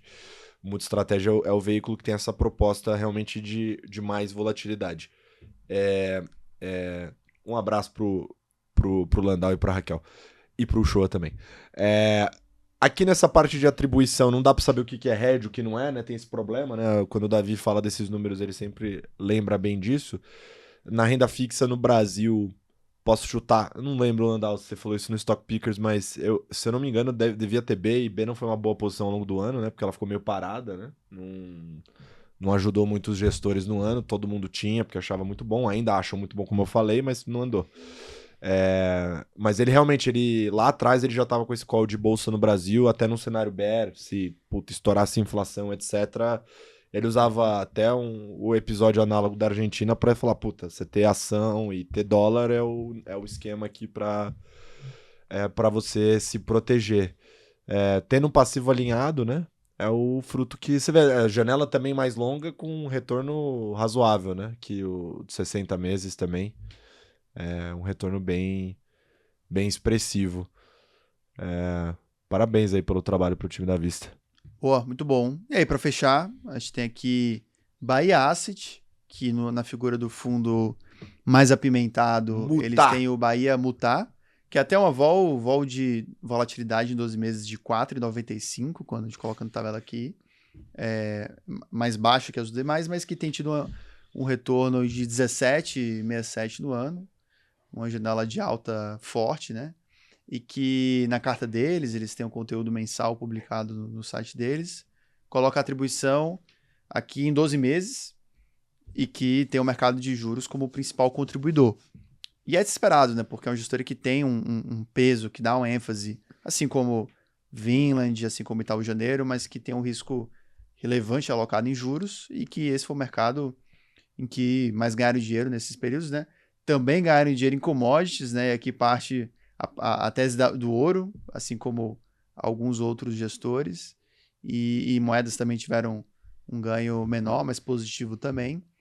Em termos de apostas, assim como a maioria dos gestores, né, tem essa tendência de aplicar juros no Brasil, ou seja, apostar na queda dos juros no Brasil, e não só no Brasil, mas no México também. Na parte de commodities é isso, né, a compra do ouro e também a venda do petróleo, que é outro trade que foi comum ao longo do ano. Comprados taticamente em Bolsa Americana e vendidos em dólar contra uma cesta de moedas, que é outro tema que a gente já tinha falado aqui antes, né? Essa tendência de você vender o dólar e procurar moedas com carrego elevado, né, ao redor do mundo para fazer esse valor relativo. Os gestores perseguiram bastante isso ao longo do ano e muitos deles conseguiram capturar ganhos em cima disso. Então, a Baixa é uma gestora que, durante muito tempo, ela estava ali entre as maiores, né? Foi ali até 2019, o início de 2020, dos grandes nomes, veio a pandemia, tiveram vários resgates. Hoje em dia, eles têm um volume que eu considero no grupo dos que são mais ágeis, né? Digamos assim, pelo tamanho menor do que os gigantes e ter navegado bem nessa janela, principalmente dos últimos 12, 24 meses. Muito bem. Muitos amigos lá também. Um abraço pra turma da Bahia. E para fechar aqui, acho que comentar rapidamente, Equities. mas o cenário de equities, que assim, a gente já, o próprio Stock Pickers como canal já narrou um tanto a dinâmica desse mercado ao longo do ano. Acho que em termos de história de 2025, trago aqui no gráfico, um gráfico de retorno dos índices setoriais, só para mostrar que em 2025, a parte que o Cola tinha comentado e utilities e bancos foram 2 setores que abriram a boca de jacaré para o restante da bolsa. Eu acho que, em parte, tem que ser ponderado isso. No final do ano passado, teve uma queda relevante de utilities, novembro e dezembro, então parte dessa alta é uma simples recuperação do que tinha sido amassado no final do ano passado, mas também a outra parte foi uma grande reprecificação, expansão de múltiplo e muitas dessas teses são posições de alta convicção para os gestores. É o setor, para a maioria dos gestores, mais representado nas carteiras, um percentual relevante, junto com bancos, que foi outro setor que você comentou de Itaú, BTG, foram cases que subiram coisa de 100% em alguns casos, né? Realmente alta bem expressiva. Quando a gente olha o restante da bolsa, até o índice aqui que está na cor preta, ele está ali na parte de baixo dos gráficos, das linhas aqui do gráfico, junto com o small também. E o Ibovespa ele tem um componente de commodities que ao longo de 2025, muito em função da valorização do real contra o dólar, essas empresas tiveram retornos negativos, né? Foi um ano ruim para commodities. E não só em função da valorização do câmbio, mas até perspectiva micro do petróleo, que a gente falou aqui, Sim. que prejudicou empresas como Petro. Uhum. E o que é curioso também, essa dinâmica setorial, quando a gente olha o índice de consumo, o que a empresa doméstica na veia, né? Varejo, construção civil, educação, esse índice ainda está undervalorizado frente ao índice, né? Ele foi pior do que o índice Bovespa como um todo. Então, o que significa que tem muitas empresas domésticas de consumo discricionário que ainda não incorporam, que ainda estão baratas, né? Ou muito baratas, né? Então, é um grupo de empresas para os quais acho que tem vários drivers, os vetores positivos, e a queda de juros é um deles. É um deles, é. O início do ciclo de cortes de juros no Brasil é um deles, que talvez o Banco Central tenha mantido a comunicação mais dura, né? Mas pode começar, por exemplo, em março. E se for dos atuais 15 para 12, que seja, esse diferencial, essa queda de juros é um alívio relevante em despesa financeira para essas empresas, né? Então, principalmente para as mais alavancadas, você destrava um valor relevante para esse grupo de domésticas e os gestores têm carregado essas posições em seus portfólios. E aqui eu acho que mostra o porquê que a turma tá fazendo aquela rotação que eu comentei, né? Consumo tá underperformando o small e o Ibov e olha o descolamento de bancos e utilities, né? Então a turma agora aproveitando para rodar um pouco e nada muito agressivo não, tá? Não é um negócio, tipo, uma mega rotação. Mas é isso, a gente tá num bull market, então quando tá num bull market é tradicional a turma sair dessas posições mais conservadoras e começarem a migrar para essas mais locais, né? Com mais beta. O prêmio vai diminuindo também, né? Dessas óbvias. Então, e acho que o consumo ele tem uma alavancagem com a B, né? Então, essa B vai caindo, né? Esse é um negócio que ele sobe bem, né? Porque reduz muito. a despesa financeira mate muito no lucro, né? É. Então, você tem qualquer redução, você... Acho que vale comentar incorporadoras, tem aparecido bastante nos portfólios. Nas teses, né? Acho que Minha Casa Minha Vida é a principal tese. Tenda é o nome que eu mais vejo, de maneira geral. Consumo, como eu falei, a turma aproveitou agora a rotação para comprar alguma coisa, posições menores. Commodities, como o Davi comentou bem, ninguém gosta. Petro, Vale, pode escolher aí, qualquer uma. CSN numa situação dificílima, enfim, ninguém gosta desses ativos. E raramente você acha alguma coisa muito fora disso, normalmente só a turma mais small capera. Mas vale um comentário da própria XP Asset, zero jabá, tá? Performance do Peixoto muito boa no ano. Eu acho que eu trouxe... Você trouxe ele não, aí? Acho que eu não ver. tá lá não, acho que não tá na tabela não, mas eu falo aqui. É verdade. Eu falo aqui, mas você fez certo, você não quis parecer, né? Barrista. Exato, né? Vou ficar falando só das minhas coisas aqui, né? Mas a performance dele é muito boa no ano e uma das coisas que ele pegou, Cogna. Setor de educação. Critiquem se quiser, o negócio subiu 3 vezes Cogna na mão e dele Anima. e ele falando lá atrás e chamando ele de doido, falando, Peixoto, seu doido. Pois é, ele ganhou dinheiro com isso aí, educação foi um setor importante pra ele.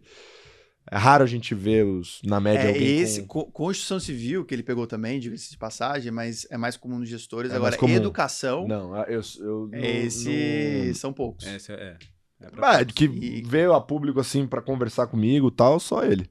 Inclusive, spoiler, ele estará no Stock Pickers na semana que vem. Aí, Na ó. semana que vem, né, Lê? Eu falei besteira. Semana que vem. Muito bom, muito bom. E assim, entre os gestores de ações, aqui é só um gráfico, assim como a gente mostrou para os multimercados, também teve uma dispersão relevante, até pela natureza de maior volatilidade em ações. Todo ano vai ter, assim, fundos que vão muito bem, outros vão até muito mal. E mesmo tendo esse componente de beta, né, o risco sistêmico que ajudou, foi o vento de cauda empurrando todo mundo para cima, naturalmente tem essa dispersão relevante, né? E olhando os fundos que foram melhor, aqui é uma tabela de fundos long only, mas os fundos long bias, que tem mais flexibilidade, também foram muito bem. A gente olha os fundos que até divulgam os materiais, né? Aqui, os materiais públicos a respeito da composição do portfólio. E são nomes aqui, tanto entre os long only quanto long buys, e comentando brevemente, que tem ido melhor, né? Então, assim, a começar pelo Ibiúna Long Buys, um fundo que, como tá no nome, né, Estratégia Long Buys, ele tem subido mais de 50%. E quando você olha lá no relatório de atribuição de performance, mais um ano em que o setor financeiro é uma porrada maluca lá para eles, acho que eles operam isso muito bem, né? Então, tanto a parte de bancos quanto seguradoras, tudo isso está no bolo ali. Uma B3 da vida, Nubank, tudo, ou seja, tanto empresas aqui quanto listadas lá fora. E foi o setor que mais contribuiu. Assim como a gente mostrou no gráfico, né? Ou seja, o setor financeiro teve uma alta relevante em 2025, mas a parte de bancos e de utilities, esses dois setores foram as principais contribuições, mas uma alta de mais de 50% bem relevante. Não, e todos os peers groups da célula de equities, eles estão lá em cima em todas. Então, o long short deles voou no ano, que aliás o Leon é muito bom de long short, um abraço pro Leon. O long only bem e o long bias bem. Inclusive, o principal veículo de captação no ano deles foi o long only. Então, Legal. alocação institucional, indo super bem lá, o time, trabalho do time muito sério, muitos anos já juntos fazendo isso aí. Parabéns aí pro time da Ibiúna na sala de ações. Que é legal falar porque, como é uma casa que ficou muito famosa pelo macro, né? Mas tem uma gestora de ações inteira lá dentro, com todos os produtos e fazendo um trabalho incrível. E na sequência aqui, Constellation, que no ano sobe 43%. Constellation tem um estilo bem diferente, porque é uma casa, bom, aqui acho que a marca é um tanto difundida no mercado. Florian Bartunek. Liderada pelo Florian. Tem uma escola muito mais fundamentalista, micro, focada no longo prazo, menos Mas fizeram giro. o deal esse ano, hein? Trouxeram o que era o pessoal da Aster, liderada pelo Marcelo Silva. Que era a estrela que saiu da constelação e voltou, né? Inclusive, era da Constellation, Exato. saiu para empreender e fundar a Aster, voltou para a Constellation. Então, eles estão com um time mais parrudo, mais robusto. Agora, em termos de teses, acaba tendo uma certa similaridade, porque o portfólio da Constellation também é pesado em bancos e utilities. Eu acho que tem muitas histórias micro de teses mais estruturais que eles têm carregado há bastante tempo. Por exemplo, o BTG, que a gente mencionou aqui, e o próprio Itaú, os dois bancos ali que, entre os grandes, têm sido destaques, né, em termos de resultados operacionais. Mas também utilities, né, várias das teses que, não só eles, mas vários gestores têm carregado ali, teses mais estruturais. Constellation é um desses players que tem operado bem isso. E a Helena já combinou comigo que o próximo slot que tiver do Florian vai ser pro Stock Pickers, hein? Vou deixar público isso aqui, hein? Já fica. Já tá o compromisso já fica firmado. marcado. Helena, por favor, nós somos amigos. Um abraço pra Helena. Helena, Florian aqui ano que vem, tá? A Atmos, que não só tem as cartas deles e que na última até eles listaram a composição da carteira, etc. Foi carta muito bem escrita. A gente trouxe aqui no Carteiros. Sim. Mas o grande destaque, uma parcela de cerca de 40% do portfólio, é justamente utilities. São essas teses de carrego. É um carrego estrutural na visão deles, que você, num país de muita volatilidade como o Brasil, você fala que você precisa sobreviver.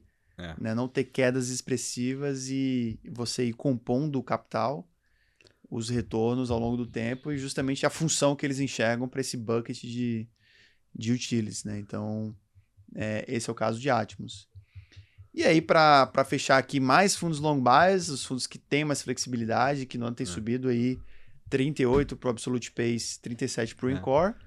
Absolute que... Christian, né? Com o Christian, o Faricelli e o Thiago Ring, poxa, os caras têm gabaritado aí nos últimos anos, né? Ou seja, na janela de 5 anos aqui na tabela, é o que mais sobe. Ou seja, lá no período que estava todo mundo despencando, 21 e 22, eles subiram nos 2 anos. Foi uma então, coisa fantástica. Com isso, abriram aquela diferença, né, para os demais. Foi realmente janelas muito boas e que ano passado seguraram bem, esse ano estão subindo, né? Então, é um grande destaque. Esse estilo mais dinâmico, incorporar análise de ciclo econômico, de estágio do ciclo das empresas, cenário macro, tudo isso eles incorporam para construção de carteira, seleção ali dos setores e teses. Um pouco mais diversificado também, né? Diversificado, né? Buscando ações líquidas. É um pouco do estilo deles. E aqui, É um hedge fund de ações, né? Nessa linha. E aí, para fechar, Encore liderada pelo grande João Luiz Braga. Ficou famoso pelo Johnny Braga. relato de experiências em aviões. Então ele tava essa semana. Ele tava lá com a gente em agenda. A gente fez uma agenda com ele, com os institucionais e ele voltou junto com a turma da Encore. Eu fiquei, os caras passaram esse perrengue aí no avião, eu voltei de boa, um pouco mais de boa, pelo menos. Caos no mercado e caos no avião. Pelo amor de Deus, cara. Mas sistema aeroportuário. Para não falar que a gente só faz bobagem, o Christian, quando o Christian, o pessoal da Absolute apresentou esse mandato do Christian, a gente fez uma alocação neles quando eles tinham mais ou menos uns 200 milhões de reais na estratégia. 150 milhões de reais. E acho que foi um dos fundos que, quando eu olho assim, investimentos que eu fiz no passado, acho que foi o fundo com maior total return que mais rentável. Que eu peguei foi o do Christian, foi uma performance contra o Ibov, assim, um negócio desde 19 ali, fantástica, assim. Então, esse a gente olhou e falou, cara, pô, isso aqui é diferente, o cara é diferente, assim, e conseguimos pegar.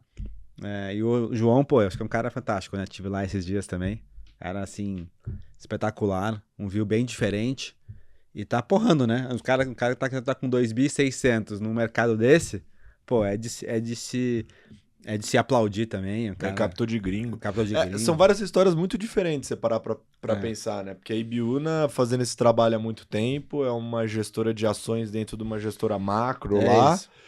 A Constellation é o Florian, porra, pactual, todo mundo sabe a história do cara, tá no livro, que a gente recomendou você ler aqui, inclusive, né? Exato. É um ícone do mercado de gestão Brasil. Atmos, mesma coisa, só que aquela coisa meio low profile, ninguém sabe quem tá lá, aquela coisa toda, né? Entidade maior do que os indivíduos. Mas também, pô, tem um tamanho absurdo em ações. Acho que a Constellation, depois do deal, deve estar com uns 3 bi alguma coisa, e a Atmos tem, sei lá, 10, 12 bi, alguma coisa assim. Então subiu 40% em cima disso aí. Não, então é até interessante, né? Porque você pensa nesses caras. A gente já falou sobre isso. Os caras que são muito grandes, ou que seja, que tenha 2 bi. Se você, como era o caso talvez do Peixoto ali no XP Investor, né? ele tá subindo mais de 50. Então esse 2 virou 3. Só. É isso. Perfeito. Apareceu 1 bilhão ali. Absolute, que é uma dessas casas que o qualitativo eu acho também que é realmente Absurdo. chamativo em termos de como eles se organizam como empresa, né? Tem uma figura forte de CEO, que é o trabalho do Thiagão, o Thiago Santana, um abraço, faz um trabalho impecável lá também. Os produtos também com várias franquias ali, né, que deram certo, então tem ações, tem multimercado, tem arbitragem, tem crédito. E a Encore, que é uma gestora que, pô, Johnnyzinho, João Braga, cara famoso, né? Abriu uma gestora, todo mundo falaria assim: esse cara vai captar de varejo, né? O cara famoso vai nos podcasts, né? Parou de vir aqui, né, safado?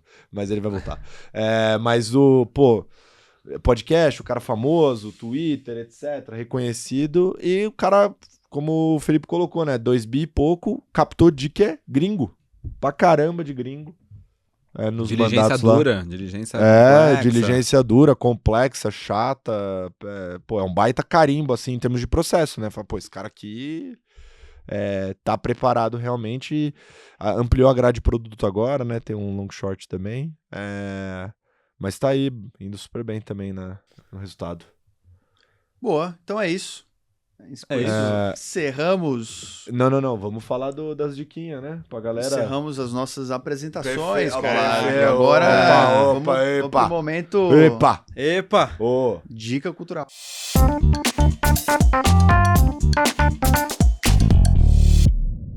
Das Dica férias? cultural? O que eu vou ler, Davi? Me fala alguma coisa esquisita pra eu pensar na minha vida. Não vem Já com... que Que o Davi a é desses, leitura- né? Só dá umas diquinhas.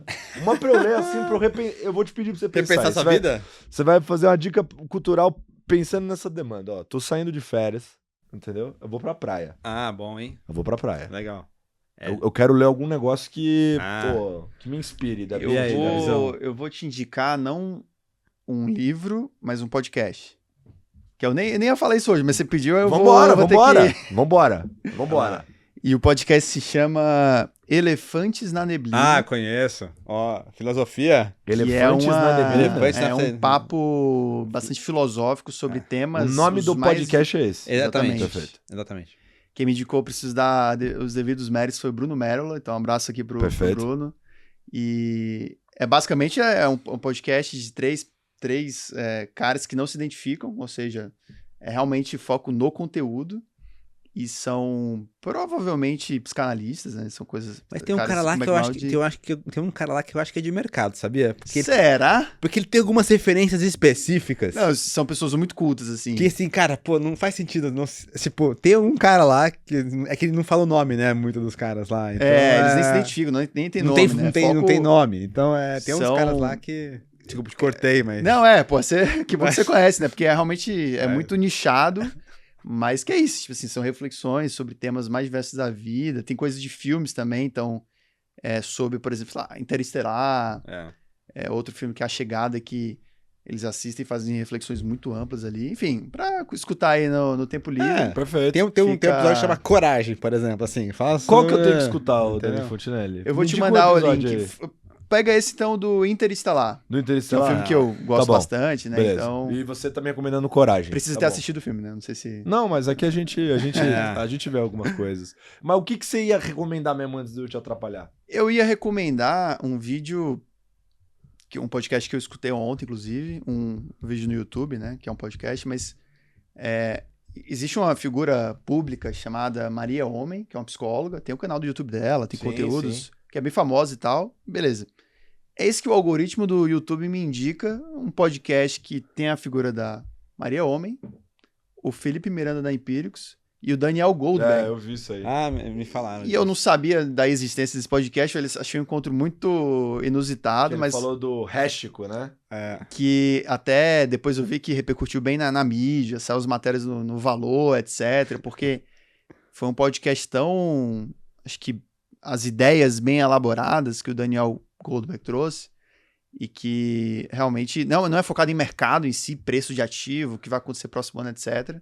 É mais para falar do Brasil, É um debate de Brasil. das instituições, da Interessante. sociedade, como resolver o Brasil. Então, realmente achei muito profundo, assim, né? Acho que E eu achei meio inusitado. Mas esse conhecimento pro que o Daniel Goldberg faz no negócio dele é muito importante, porque como sim, sem ele dúvida. opera ativos estressados, legal Perfeito. claims, etc., ele sempre tá nesse limiar, né? Ele tá interagindo com esse espectro institucional brasileiro o tempo inteiro Exatamente. para, inclusive, ele garantir que o E retorno... ele foi do governo, né? Trabalhando Exato, no foi do governo. governo, mas para que ele possa garantir que o retorno dele aconteça, ele precisa se preocupar com isso, né? Então, por exemplo, o precatório, que é um dos mercados que eles operam, é um dos mercados que mais tem fraude. Tem fraude pra caramba. Então é um mercado que... e eu vi esses cortes aí, então... O nome do podcast é Hello Brasil. Então, se digitar lá Hello Brasil, Daniel Goldberg. Mandou bem, mandou Vou bem. anotar mandou bem. aqui. Mandou bem. E você, Luiz Felipe? Um livro? Cara, o livro que eu achei que mais eu achei mais interessante, que eu, enfim, ainda tô acabando também, mas me ajudou muito, é um livro que o Sintra me indicou, né? O Fabiano Sintra, que é nosso head do nosso time. Ele me indicou um livro chama Why We Sleep, que fala sobre sono. Que fala sobre qualidade do sono e como é que o sono impacta na sua vida em diversas formas, né? Tanto para um lado positivo quanto para um lado negativo, né? Então, só para dar um anedótico, né? Assim, ele estava comentando um tema que é assim, que é um dos capítulos, é sobre privação de sono, né? Pra gente aqui, né, mercado financeiro vai entender muito bem esse negócio. Opa! Sono não tá tendo. Não tá Uma tendo. coisa que não tá tendo é E aí, sono. só para dar um spoiler, né? Mas não é tão um spoiler assim, mas só para um dado que possa ser interessante, né? Eles fizeram um estudo com quatro perfis diferentes, né? Então, um cara que ia dormir 8 horas, um cara que ia dormir 6 horas, um cara que ia dormir 4 horas por noite e um cara que ia ficar 24 horas sem dormir. E aí, fizeram um teste de concentração e atenção, né? Como se tivesse uma luz aqui e toda vez que essa luz vermelha acende, você tem que bater num botão. Não vou bater na mesa porque eu fui instruído. Sim, perfeito. Não bater. Perfeito, que você entendeu que, a luz acendeu. E aí fizeram isso com os quatro perfis, né? E aí ele começa contando, ele fala assim, cara, o de 24 horas sem dormir é meio óbvio, né? Então eles mediram a taxa de atenção antes, com o cara dormindo 8 horas e com uma noite sem dormir. E aí ele chega à conclusão de, cara, a taxa de erro, né, desse negócio aumentou 400%. Ele falou, cara, mas isso é meio óbvio, né? Ficou sem dormir 24 horas, o nível de atenção ele é muito mais baixo. Ele falou, cara, é muito interessante a galera que dorme 6 horas por noite. Que, né, é vários de nós aqui, Brasileiro né? comum. O brasileiro comum. Ele falou, cara, se você expandir essas 6 horas por 10 dias, no 10º dia, medindo isso todos os dias, a taxa de erro, ela também é 400%. Então, que a privação de sono ela é acumulativa, né? E é como se você trabalhasse numa CPU que é 50% da capacidade. Então, você nem sabe que você está trabalhando 50% da capacidade. Porque se você não sabe qual que é você está trabalhando tanto tempo naquela 50%... Não sabe o full power, né? Que você não sabe qual que é o full power seu. E isso, entre outras coisas, que ele debate lá. Eu falei, cara, isso é muito... É muito real, assim. E depois que eu comecei a engrenar um pouco, entender um pouco mais como é que funcionava esse espectro do sono, assim, isso realmente mudou a forma como eu trabalho, encaro, durmo à noite, e melhorou muito a minha qualidade de vida. Acho que no mercado que a gente é tão estressante pra gente, né? O tempo todo você tá sempre tão pressionado. Isso foi um negócio que, realmente foi um diferencial esse ano que eu vejo que foi útil, assim, porque realmente o sono ele tá linkado em várias das nossas capacidades cognitivas de tomar de decisão, né? Então, enfim, acho que é uma leitura aleatória, talvez. Eu gostei. Mas eu acho que, foi um negócio que foi diferencial. Tem outros livros que eu li, etc., mas eu acho que esse foi um que mais teve um impacto positivo, eu acho que dentro de uma temática que acho que é menos explorada na média. Então, fica aí tema bom, dica. tema interessante aí, mais uma leitura para as férias. Olha, aqui eu vou sugerir para vocês o seguinte, né? A última leitura que eu sugeri aqui foi o livro da História do Pactual. Hoje eu fiquei meio viúvo do livro quando eu terminei, né? Fiquei meio, caramba, eu queria continuar lendo umas coisas assim e tal. E aí a sorte é que veio a biografia do Luiz César Fernandes na sequência. Fica aqui a minha sugestão para você ler, porque é uma história peculiar do nosso mercado. É um cara que tem uma importância. O sistema financeiro, do jeito que a gente conhece hoje, tem uma influência dele bem relevante, porque ele fundou parte das instituições que fomentaram o mercado financeiro mais sofisticado, vou colocar dessa forma. Impressionante que não faz tanto tempo assim, né? Sei lá, na década de 70 que ele começou a fazer esses movimentos mais relevantes, mas é uma história muito interessante e é bem detalhada essa biografia, então vale a pena ler. Luiz César Fernandes aí. Para vocês, acho que, bom, você já tem bastante coisa aí para consumir nas suas férias. Esse foi o último Carteiros do Condado de 2025. Ano que vem estaremos de volta. Janeirão, né? Bronzeados, né? Vai pra Fortal ou não? Vai, né? Sabia. Vai viajar também ou não vai? Eu vou pra praia, né? Ah, moleque! Agora sim! Voltar a cor do pecado. Né? Agora sim. Todo mundo na praia. Tem que dormir bem. Dormir né? bem, dormindo bem. Durma bem. Dormindo bem, de maneira filosófica, né? Aqui, questionando coisas da vida. Durma bem, escutando filosofia. Exato, pronto. Combinação aqui. Show de bola. Ano que vem, Stock Pickers com muitas novidades. A gente tem o especial de fim de ano ainda. Ano que vem a gente volta depois da metade do mês, de janeiro, para a programação do relançamento do Stock Pickers, tá? Então a gente vai entrar em obras, vai continuar rolando conteúdo, não tira o olho, você vai continuar informado, aqui continua, não para, mas a gente vai começar a quebrar as paredes, porque não dava para quebrar a parede enquanto, né, a gente tava aqui, né? A gente vai fechar a lojinha, vamos quebrar as paredes e ano que vem a gente volta com muitas novidades para vocês. A gente vai ficando por aqui, um beijo, tchau, boas festas.